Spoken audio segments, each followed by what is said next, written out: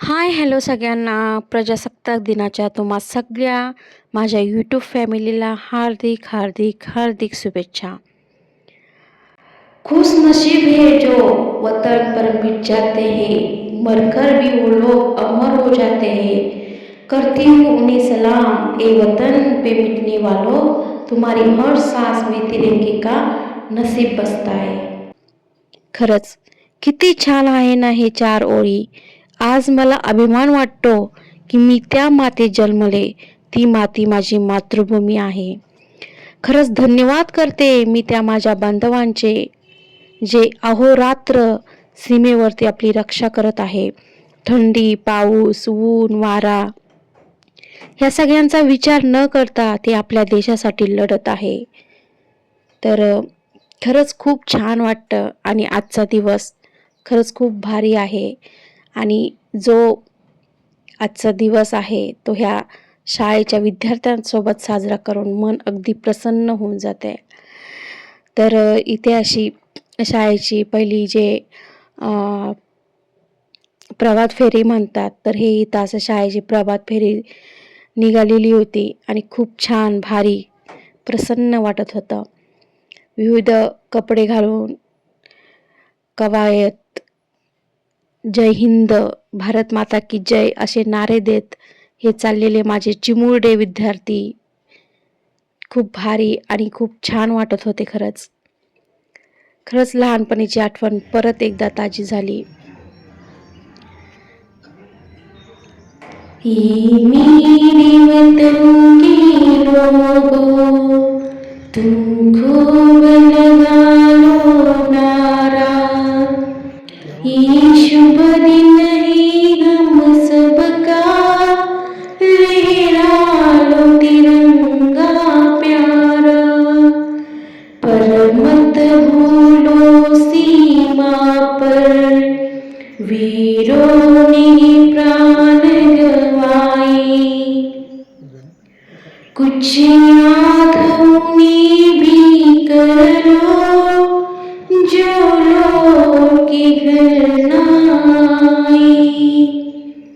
ये मेरे वतन के लोगों, जरा आँख में भर लो पानी, जो शहीद हुए हैं उनकी जरा याद करो कुर्बानी. जब घायल हुआ ईमान, खतरे में पड़ी आजादी, जब तक थी सांस लड़े वो, फिर अपनी लाश बिछा दी. संगीन पे धर कर माथा, सो गई अमर बलिदानी, जो शहीद हुए उनकी जरा याद करो कुर्बानी. तुम भूल न जाओ उनको, इसलिए कही कहानी, जो शहीद हुए हैं उनकी जरा याद करो कुर्बानी, जरा याद करो कुर्बानी. जय हिंद. यानंतर आजच्या ह्या कार्यक्रमासाठी आपल्या भारत मातेची सेवा करणारे सेवानिवृत्त माजी सैनिक आदरणीय गुलाबजी गडकर आपणाला विनंती, आपण व्यासपीठावरती यायचे. हा प्रे बाय प्रे बाय धन्यवाद.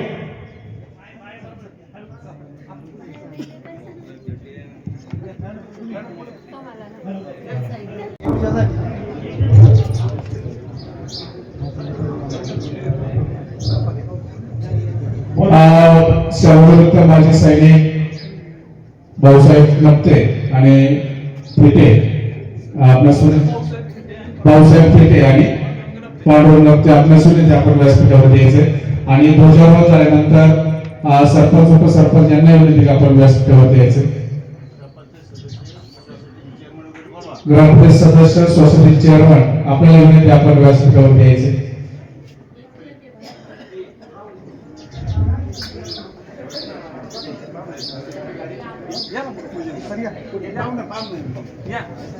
आपल्या क्षेत्रातील शिक्षण प्रसारक संस्थेचे संचालक सर्वांना विनंती आपण व्यासपीठावर यायचे.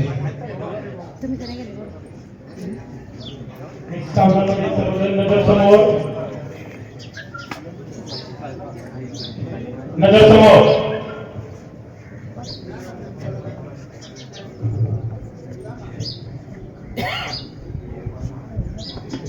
ध्वजपूजन झाल्यानंतर मी विद्यालयाचे मुख्याध्यापक आदरणीय उकेडे सर यांना विनंती करतो की आपण ध्वजारोहण करावं.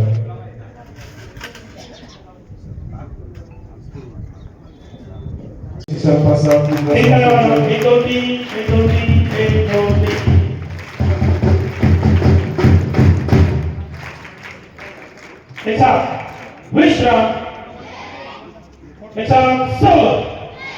विश्राम विश्राम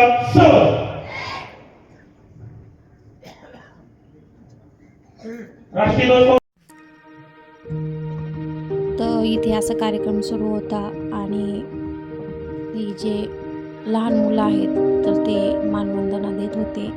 खूप छान वाटत होतं, खरं तर खूप भारी वाटत होतं. आणि लहान मुलांचं जे काय चालू होतं, कवायत चालू होते, एकदम भारी आणि मन प्रसन्न करणारे होते. खूप भारी. खरंच शाळेतले दिवस किती छान असतात ना, आणि खूप मस्तही असतात.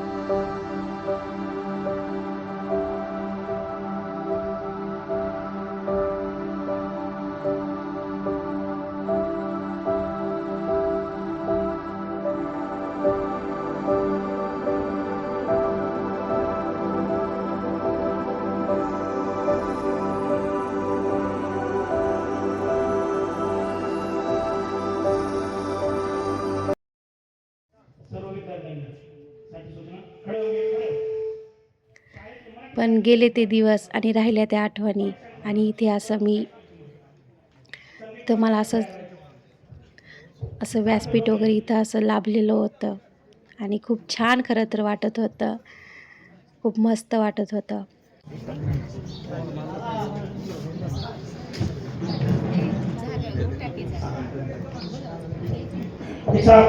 विश्राम. सर्वांचं लक्ष समज. आपल्याला कवायतचे खडे प्रकार आणि बैठे प्रकार करायचे. कवायतचे खडे प्रकार 105 शाळेसोबत माझे जे विद्यार्थी आहेत, जे चिमुकले निरागस विद्यार्थी आहेत, तर त्या विद्यार्थ्यांसोबत असा मी प्रजासत्ताक दिनाचा कार्यक्रम मी साजरा केला होता. आणि इथे अशी कवायत वगैरे सगळं चालू होतं. खूप छान वाटत होतं, कारण का विद्यार्थीच एवढे निरागस होते आणि त्यांचे ते छोटे छोटे जे बोलणे आहेत किंवा जे गाणी वगैरे काय सांस्कृतिक जे कार्यक्रम झाले आहेत, डान्स वगैरे, खरंच खूप भरून आलं आणि खूप भारी वाटलं. तर अशा पद्धतीने मी प्रजासत्ताक दिनाचा कार्यक्रम मी काल साजरा केला. आणि अजून काय पाहिजे असतं की आपण आपल्या जे शाळा आहेत, जे गुरुजी आहेत, जे आपले सर आहेत, त्यांच्यासोबत आपण हा कार्यक्रम, जे गावातले प्रतिष्ठित व्यक्ती आहेत त्यांच्यासोबत आपण हा कार्यक्रम साजरा करतो.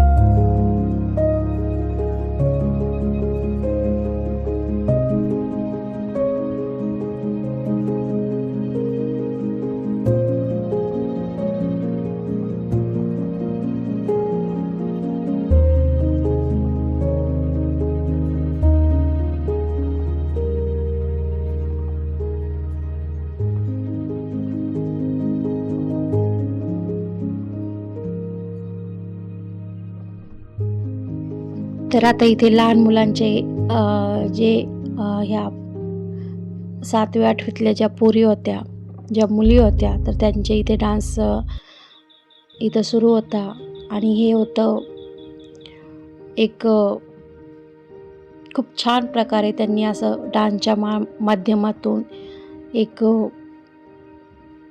एक आव्हान म्हणा किंवा एक गोष्ट म्हणा, तर ते समजून सांगितली. खूप छान होतं, असं खूप भारी होतं, बघण्यासारखं होतं. कारण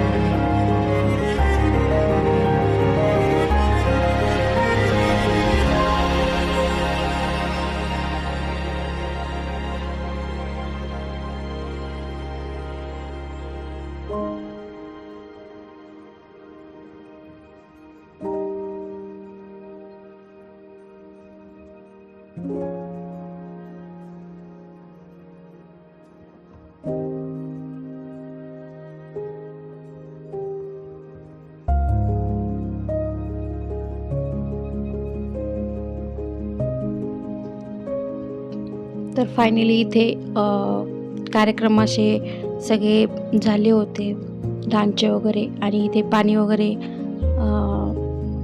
चहा वगैरेची सगळी त्यांनी सोय अशी केली होती. आणि ही आहे माझी शाळा. अभिमान वाटतो मला माझ्या शाळेचा, गर्व वाटतो की ही आहे माझी शाळा. तर इथे मी घरी निघाले होते आणि बाहेर म्हणजे जो साऊंडचा होता, म्युझिकचा आवाज होता, त्यामुळे तो येत होता. त्यामुळे इथे मी म्यूट केलं होतं आणि खरंच खूप छान वाटलं, भारी वाटलं. एकदम मन प्रसन्न झालं. असं वाटलं होतं की तो दिवसच संपू नये. पण काय करणार, प्रत्येक गोष्टीला, प्रत्येक हेला काहीतरी मर्यादा असतातच. आणि हे गुलाबाचं फूल बघून पण एकदम मन प्रसन्न झालं. खूप छान वाटलं खरं तर.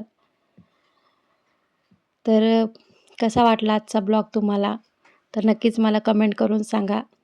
खरं तर रेकॉर्ड करताना मी एवढी अशी बोलत का नव्हते, तर मलाच इथे भारावून येत होतं, इमोशनल झाले होते. त्यामुळे भावना महत्त्वाच्या असतात खरं तर, आणि ते तुम्ही समजून घ्याल नक्कीच, मी आशा करते. कसा वाटला आजचा ब्लॉग, कशी वाटली माझी शाळा, तर नक्कीच मला कमेंट करून सांगा. आणि परत एकदा प्रजासत्ताक दिनाच्या सगळ्यांना हार्दिक हार्दिक शुभेच्छा. चला भेटू नेक्स्ट ब्लॉगमध्ये. तोपर्यंत बाय सगळ्यांना.